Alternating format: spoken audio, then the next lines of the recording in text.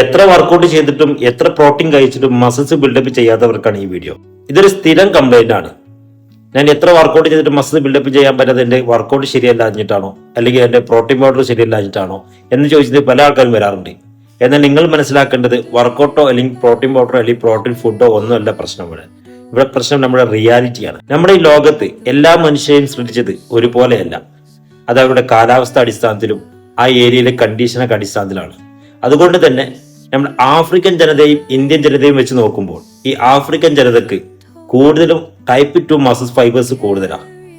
അതുപോലെ തന്നെ ആക്ട് 3 എന്ന ജീനും ഇവർക്കുണ്ട്. ഈ ആക്ട് ജീൻ 3 എന്ന് പറഞ്ഞാൽ ഇവർക്ക് 100 മീറ്റർ ഒക്കെ ഓടാനുള്ള വേഗത കൂടുതലാണ് നമ്മൾ ഇന്ത്യൻ ജനതയെ വെച്ച് നോക്കുമ്പോൾ. അതുകൊണ്ട് തന്നെ ഈ ഒളിമ്പിക്സിലൊക്കെ 100 മീറ്ററിൽ നിങ്ങൾ നോക്കി കഴിഞ്ഞാൽ സ്ത്രീ ആയാലും പുരുഷനായാലും ഈ ആഫ്രിക്കൻ ജനതയിൽപ്പെട്ടവരായിരിക്കും. എന്നാൽ ഇന്ത്യൻ ജനതയ്ക്ക് ടൈപ്പ് 1 മസിൽ ഫൈബേഴ്സ് കൂടുതലും അതുപോലെ തന്നെ കുറച്ച് ഫാറ്റ് പെർസെൻറ്റേജും കൂടുതലുമാണ്. ഇനി ഒരു വ്യക്തിന്റെ ബോഡി എടുത്ത് നോക്കുകയാണെങ്കിലും അതിലും വ്യത്യസ്ത മസിൽ ഫൈബേഴ്സുകളാണ് ഓരോ പാർട്ടിലുള്ളത്. ചെസ്റ്റിലായാലും ട്രൈസിലായാലും അതുപോലെ തന്നെ ലെഗിലായാലും ഒക്കെ. ഇപ്പൊ ഈ ഫോട്ടോയിൽ കാണുന്ന ഇദ്ദേഹത്തിന് ബൈസ്, ട്രൈപ്സ്, ഫോറംസ് എല്ലാം നല്ല വോളിയം ഉണ്ട്.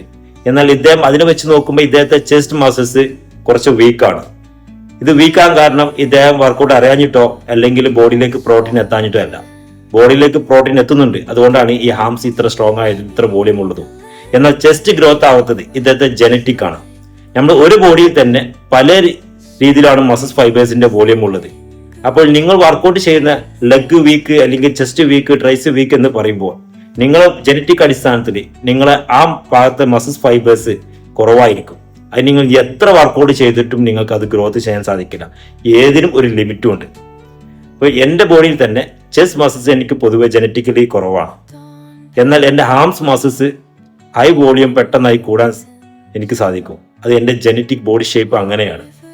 അപ്പോൾ നിങ്ങൾ ഹെവി ഇന്റൻസിറ്റി ചെയ്ത് അല്ലെങ്കിൽ ഹൈ ഇന്റൻസിറ്റി ചെയ്ത് കൂടുതൽ പ്രോട്ടീൻ കഴിച്ചത് കൊണ്ടൊന്നും നിങ്ങൾക്ക് ഈ ജനറ്റിക്കിനെ മാറ്റാൻ പറ്റില്ല. നിങ്ങൾ മറ്റുള്ളവരുടെ ബോഡിയെ കമ്പയർ ചെയ്ത് നോക്കാതെ നിങ്ങളെ ജനറ്റിക്കും നിങ്ങളെ കപ്പാസിറ്റിയും അടിസ്ഥാനത്തിൽ നിങ്ങൾ വർക്കൗട്ട് ചെയ്ത് മുന്നോട്ട് പോകുക. എത്ര വർക്കൗട്ട് ചെയ്തിട്ട് മസിൽ ബിൽഡപ്പ് ചെയ്യാൻ പറ്റുന്നില്ല എന്ന് പറയുന്ന നിങ്ങളുടെ ഫ്രണ്ട്സിന് ഈ വീഡിയോ അയച്ചു കൊടുക്കുക.